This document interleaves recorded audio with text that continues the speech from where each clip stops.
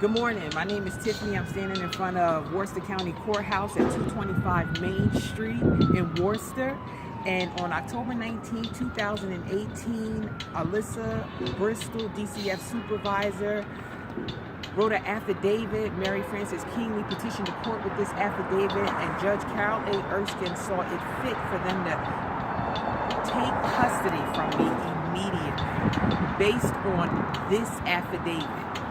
Can you see the affidavit? Is it clear? I'm gonna just hold it there for a minute so you could check it over, so you can see the dates, who signed it, that this is sworn testimony, considered sworn testimony, and will be later used at my 72-hour hearing as exhibits 1 through 12. Now, what you can see is that, of course, sworn testimony, she works for DCF, and on that third statement, they put that the day before, which was October 18th, that they interviewed my son and said, and he told them that him and Joaquin stay at home alone, okay, and nobody watches them. Okay.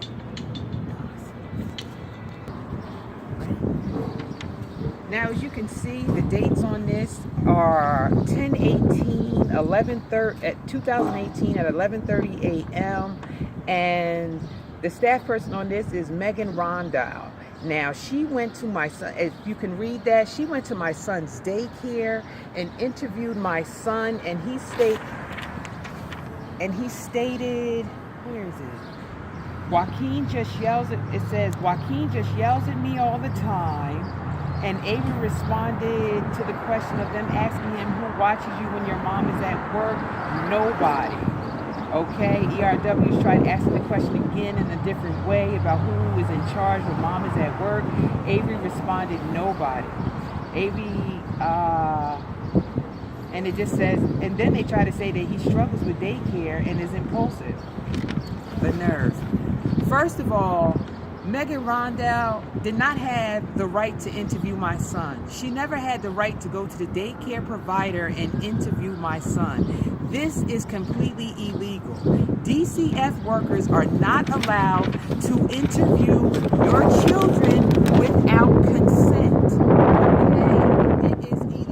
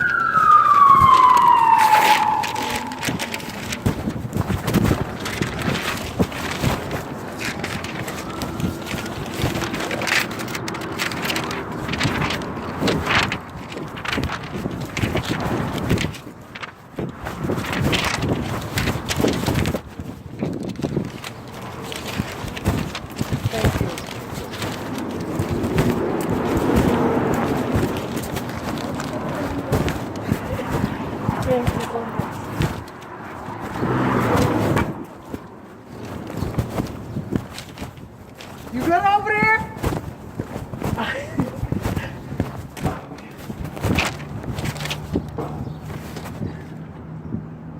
I think I put a couple wrinkles. I think I put a couple wrinkles.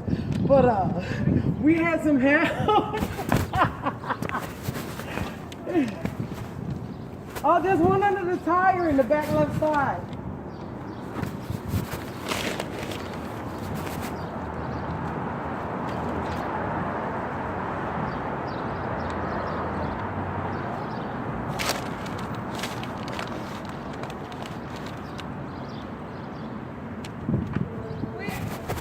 In the back left. Did you grab it?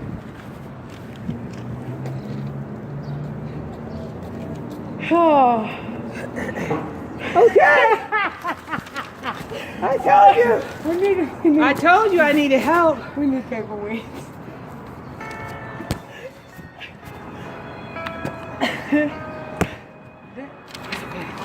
It's all right. The important thing is we got him. Yeah, that makes sense.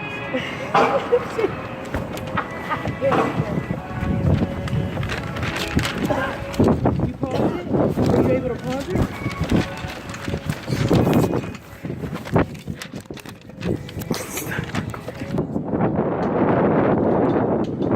Okay, like I was explaining to you, people like this ceremony out here in Worcester.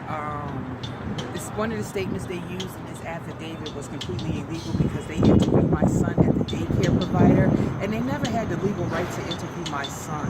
Okay, they had no consent to see my son. They had no consent from me. I signed off on no paperwork. And just like the police can't interview my children without my consent, who was DCF? And how dare you? And then in turn try to use this statement against me. But the problem with this is you still have to prove the statement. Now moving along, here we have exhibit number 4, which states emergency response workers Christina Murphy and Casey Gates went to Honey Farms last night, October 18th is what they're talking about, and confirmed October 19th, 18th to the 19th, because I work overnight. Tiffany was working the overnight shift as she was working the cashier when the workers arrived. And then Exhibit 5 states that emergency response workers Christina Murphy and Casey Gates immediately went to the home with Worcester police and knocked loudly on the door several times throughout the night with no response. A dryer was running and cartoons were on, and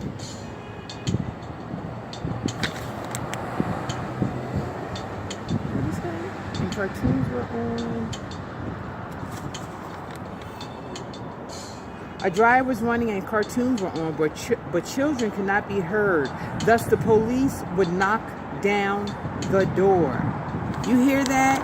They put in there that they knocked at my door all night long. They have repeated reports stating that they went to my house, knocked on the door every 2 hours, and got no response. It never dawned on them that maybe nobody was home. Okay? But they were allowed to write this statement and use this statement to take my children, and they never entered the home to prove that they were even there.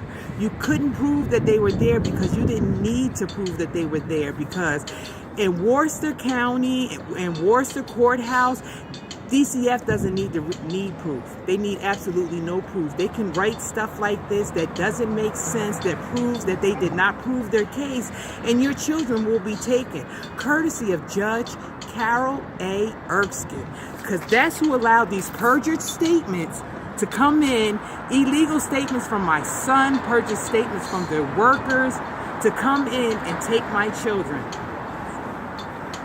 Okay, now they said that they went in. Yes, they said that they came to my job.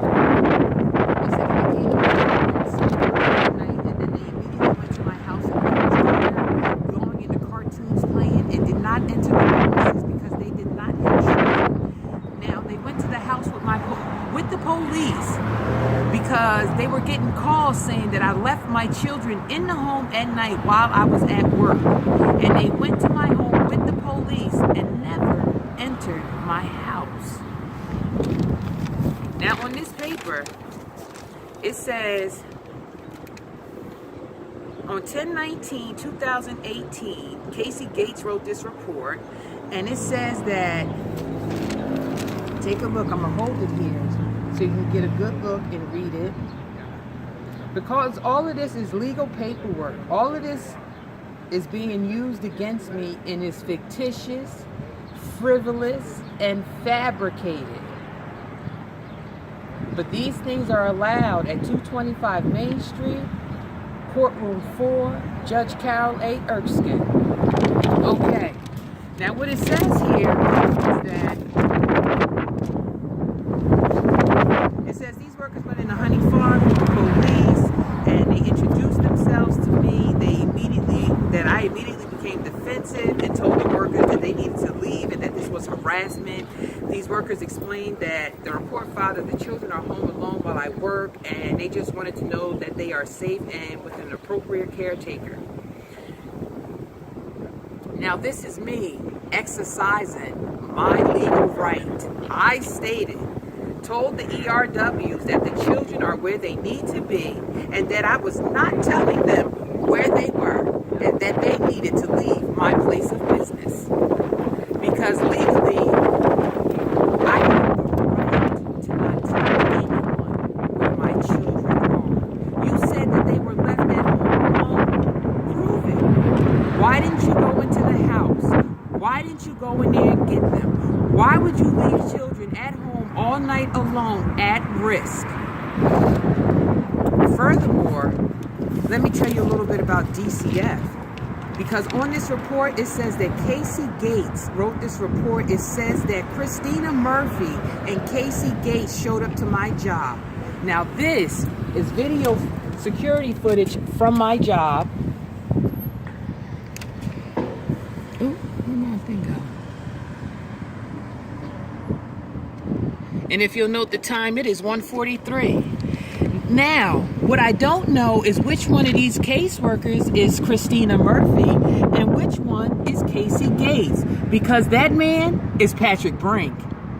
And that man was the one that was running his mouth the most, okay? And why is that man's name not on the report? He showed up, not the emergency response workers that are written in the report, but this is what DCF is allowed to do in Worcester, Massachusetts. Manipulate reports to fit their narrative. You see them? And I kindly walked them out. You saying I left my children at home alone? Then why are you here? You should be at my house. And you know what? They did go to my house all night long.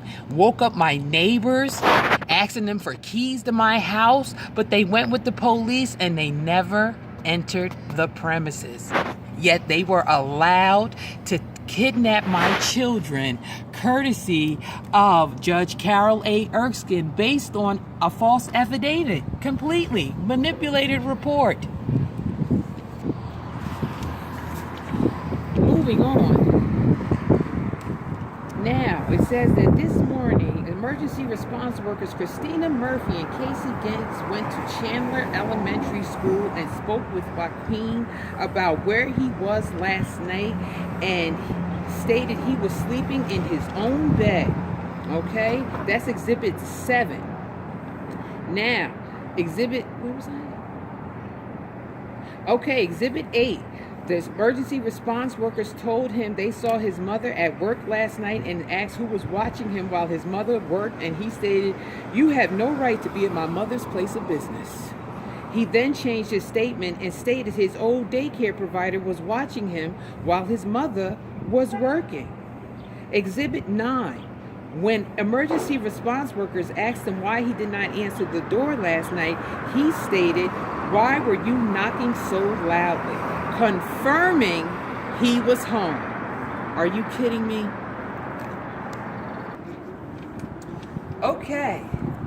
Now, as you can see, DC has absolutely no problem manipulating reports, putting different social workers on reports, removing social workers from reports.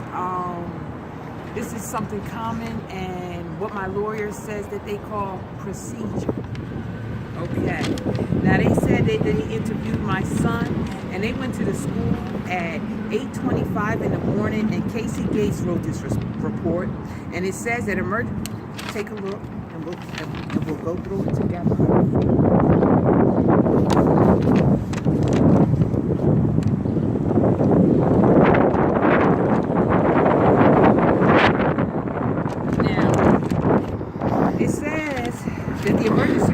Worker Christina Murphy and Casey Gates went to Chandler Elementary at 8:25 a.m.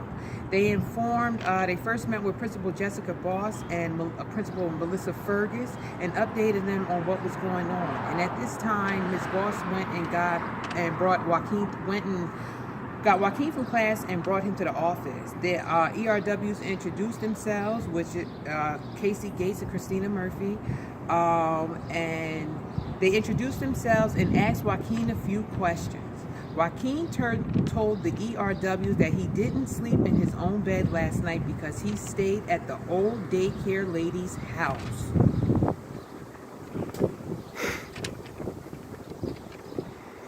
Joaquin told these workers that his mother worked last night. Joaquin then talked with the ERWs about how after school he went to Crompton Park with his brother and played, and then they came home. Joaquin then told the ERWs that his mother put him to bed and that he didn't wake up until he heard the loud knocking. These workers asked Joaquin if he was home alone, and he said no, Avery was there. Joaquin then quickly added that his mother was home too. These ERWs then told Joaquin that they saw his mother at work last night. Joaquin immediately responded and asked the workers why they went to his mother's business. Joaquin then asked the workers why they were knocking on the door so loud. When these workers explained to Joaquin that they wanted to check on him and his brother to make sure they were safe, Joaquin responded with, "You don't know me well enough to check on him." Joaquin informed these workers that he doesn't open the door for anyone at night when he's home. Joaquin then asked these workers again why they were checking on him. Joaquin asked these workers if they were those DCF people. These workers asked what they meant, and he said that DCF people are the people that take him away from his mother. That is a 6-year-old child that can understand what's going on. You hear me? He is 6 years old and knew that these people were here to take him away. They said they wanted to make sure to check that he was okay and that he was safe, and that's what they're saying about him and Avery, but they never entered the home. That is how concerned they were with their safety. And you know what? They didn't need to enter the home because they got a corrupt judge named Judge Carol A. Erskine who accepts affidavits written like that, like it's written by a child who just learned how to write a paragraph sentence and don't know where the main topic go in the supporting sentences. Because what is this? This is a child saying that he did not sleep in his bed at home because he was with the daycare provider. But in the affidavit, what does it say? Something else. You know why? Because what he said doesn't support your narrative, and we're missing something, aren't we? Because you like to leave things out of the affidavit. Okay. And what DCF failed to inform you about is that they came to my house the day before. Absolutely. They got an alleged phone call reporting that I left my children at home alone. The alleged report states that mother works overnight, leaves the children at home alone unsupervised. The second floor neighbor said that she babysits for mother, but the first floor neighbor said that this is false. The second floor neighbor has a key and will just check in on the children if it gets loud or if there's something going on. The mother works from 11 p.m. to 7 a.m. The reporter is requesting a team be sent out after 11 p.m. The children will be sleeping, so responders will need to knock hard or get access through the second floor neighbor who has a key. Okay, the person that called, this is what they're telling DCF. Okay, now if you go further down, because they did come to my house because she called. Okay, and I guess you could figure out from this paper that it's the first floor neighbor. Okay, all right. Now I'm gonna hold this still so you can read that bottom report, what time they responded.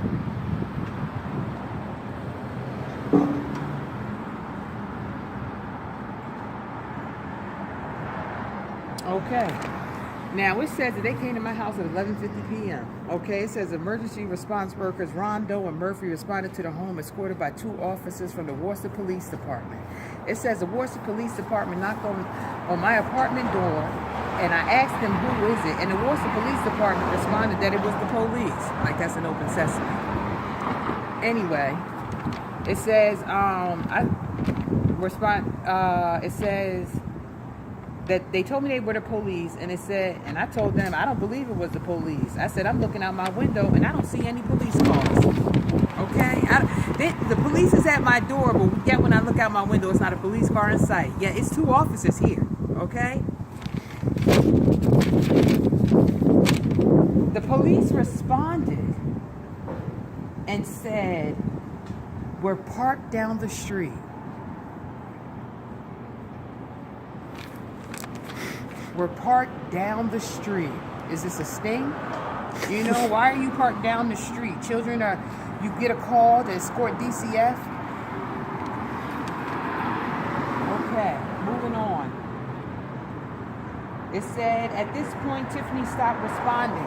The reason I stopped responding, because I got people at my door at midnight, banging on my door like it's a raid, talking about they the police, no police cars outside. I called 911 because we got a situation. Okay, I'm in here with my children and it's somebody banging at my door like they about to come through it. Okay, I called 911. You know what they told me? It's the police and DCF. You better open up the door. You have to. No, I don't. Okay, I don't know who that dispatcher was or where you learned law, but the way they practice in law in Worcester courthouse over here, maybe you learned it from then, honey. I don't have to open the door for anybody. You know why? Because it's my legal right. It's my legal right. Unless you got a search warrant that say you could kick it down and come on up in there, you're not invited. And it's legally, I can do that. Moving on. And I asked, okay, it said I stopped responding, and that's why I stopped responding, because I made the 911 call. And they put in here, I eventually opened the door. Rondell is familiar with this family and identified that it was in fact Tiffany in the apartment. Tiffany asked why the police and DCF were at her home. Rondell explained that DCF received reports that her children were home alone. Emergency response worker Rondell then went on to explain that the department is concerned due to Tiffany refusing to work with DCF because it is my legal right. I don't have to answer your questions. I don't have to answer the phone for you. And I don't have to answer the door. It is my legal right. And in Worcester, Massachusetts, in courtroom 4, you will be penalized for exercising that legal right by Judge Carol A. Erskine. Absolutely. Because it is illegal for you to exercise your legal right against DCF in Worcester with her. Okay. Moving on, okay, because you seen on the date on that report said 10/17. That means they came to my house the night before. They came Wednesday night, and I was home. I answered the door. Now, here's the second part of that. Take a read there.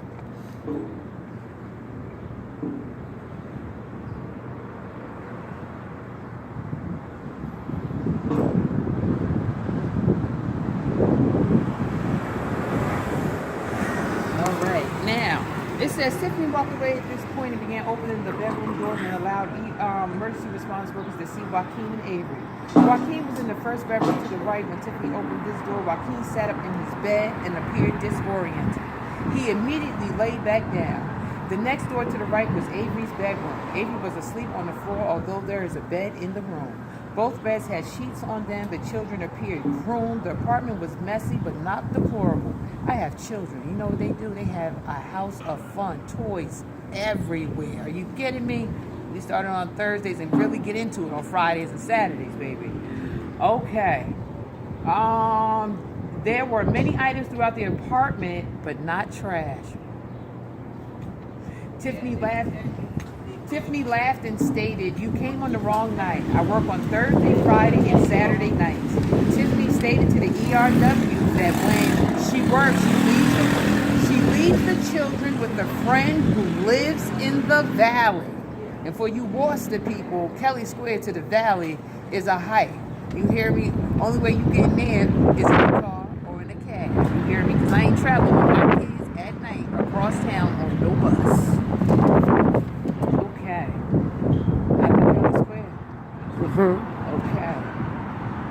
And Tiffany said that when she worked, okay. And again explained to the emergency response worker again explained to Tiffany that she needs to be in contact with the department as she currently has an open case. I don't have to be in contact with you. You got an open case. For those who don't know, the burden of proof falls on the state. They have to prove their case. The Department of Children of Family Services is considered the state, and they have to prove their case because that's where the burden of proof falls on. Not here in Worcester. You hear me? They need absolutely no proof. As you can see from the affidavit that Alyssa Bristol filed, they can say pretty much anything they want, and Judge Carol A. Erskine will assist them with the kidnapping and the hostage holding of your children, as she did in my case, okay? And just in case we don't know the case number, is 18PC0471WC. That PC stands, oh, my bad, not PC, CP. That CP stands for Care and Protection, and that WC stands for Worcester County. This is present day, ongoing. They are still holding my kids hostage based on false, unprovable reports. Okay, so see, they said in here that they came to my house, I responded, and they woke my son up, okay? And this was on Wednesday. But on Thursday, they manipulated his words and said that he stayed at home in bed. My son wasn't lying, okay? My son was at home in bed, and he's a child. He was telling you about 2 different days, and you coming at him like a criminal, talking about, oh, he switched up his statement. Are you kidding me? You are predators. You are savage predators preying on children and then taking them and giving them to affluent people in places like Oxford. Okay? To people like the Boldens, who take children from DCF so they can physically abuse them, verbally abuse them, sexually assault them. You hear me? And they had a child die in their care in 1997. You hear me? But these people, the Boldens, are repeatedly allowed to have children, because this is what DCF is doing. They taking our children, like mine, and giving them to these affluent people so they can do whatever they want with them. And DCF will completely ignore the fact that these children are being abused. You know why? Because they are abusers themselves. You can't write a report like that affidavit, you hear me, and not be a child abuser. You are a predator, okay? And you got a judge backing you, Judge Carol A. Erskine. It's not on. So, as you can see from those reports and from the video, you hear me, they have no problem switching up paperwork, switching up who's seen what, who said what, and they don't have problem taking this statement from this report because it fits the narrative with them trying to kidnap my children, because the affidavit is the intention for the kidnapping. You intentionally wrote this report to intentionally take my children from me, and this report is false. You can't prove a statement in it. Moving on. Okay, he then changed his statement. He changed nothing. He told you the truth. He told you he stayed at the old daycare lady's house and spent where he stayed at every Thursday, Friday, and Saturday night. Yeah, why weren't those statements good enough? When you questioned him all those weeks before in the school and everybody, those statements weren't good enough because it wasn't the statement you were looking for. Pause. Here we go. Okay, so their confirmation of the children not being at home alone, they said was my son's statement that they illegally got because you had no consent to talk to my son. Neither one of my sons, just like the police. You need consent to talk to mine. You illegally talk to my children. That's breaking the law. You hear me? That's a felony, violation of my civil rights. Like, are you kidding me? But this is okay in Worcester. You hear me? Because in Worcester, they are allowed to take your children by any means necessary, okay? And Judge Carol A. Erskine will sign off on it with no problem, as you can see in my ongoing case. Okay? That's all they needed was that confirmation from my son. Mind you, it's a statement. And you know what the state still has to prove? They have to corroborate the statement. Corroborate. You hear me? That means if you say it, it still has to be proved. Yet they cannot prove it. You know why? Because in their own reports, they said they went to my house that night every 2 hours. They woke up my neighbors. They were asked her for the key to my house. She doesn't have a key to my house, but obviously the first floor neighbor, whatever she says is good. You know why? Because it fits the narrative to help them take my children. Okay. Now it says Exhibit 10. Moving on, because 10, 11, and 12. Exhibit 10. Exhibit 10 states, the family currently has an open case with the department after a 51A was filed in August 2018 when the housing repairman arrived at the home to fix the bathroom door per Tiffany's request, and children were home alone and food was cooking on the stove. The investigation was supported and the case opened as a result, but Tiffany has refused to allow DCF into her home or even speak with DCF because it is my legal right. That is why. Okay? I have a legal right not to answer my door. I have a legal right to not give you consent to talk to my children. I have a legal right, you hear me, to not respond. And you said that my children were at home with the repairman. How many times did you change that report? How many times? Yeah, you wrote the first report, and what time did you put it at? You put it at 2 o'clock, remember? Yeah, you put the repairman came at 2 o'clock, and my sons were at home alone. But the problem with the report is Joaquin in school. But you put Joaquin in that report. So, when I called you and let you know that your report was a lie and it was impossible for them to be there, what did you do? Of course, you changed the report. Now it's Avery at home alone cooking rice on the stove. For real, 4 years old. Okay? Mind you, the stove ain't got no knobs on it. Okay? So how exactly did he do that? So we went from 2 kids watching the repairman cooking stove to 1 kid cooking rice at the stove, talking about he was hungry. Okay, I hear that. And the third report looked like y'all almost forced the repairman to write that report. You hear me? Absolutely. You know, no bounds. Not here in Worcester, not Worcester, Massachusetts. DCF could do whatever they want to. They're not trying to reunify your kids. They're trying to take them and give them to other people. You hear me? So they could do the damnedest things to them. You hear me? Like, really. WCVB, Boston's #1 news network, has been reporting on DCF for years. You hear me? For years, about their systemic abuse of children. Okay, and they're about their abuse of power, how corrupt judges got no problem being corrupt, taking our children, because it's not the governor's children that they're taking. It's not his friends. You don't ever hear him say, oh, well, DCF was in his neighborhood. You hear me always talking about helping the community, helping the kids, and doing what's best for the kids. Whose kids are you talking about, Governor Baker? Because I do believe you were the undersecretary in 2014, and you got 1,000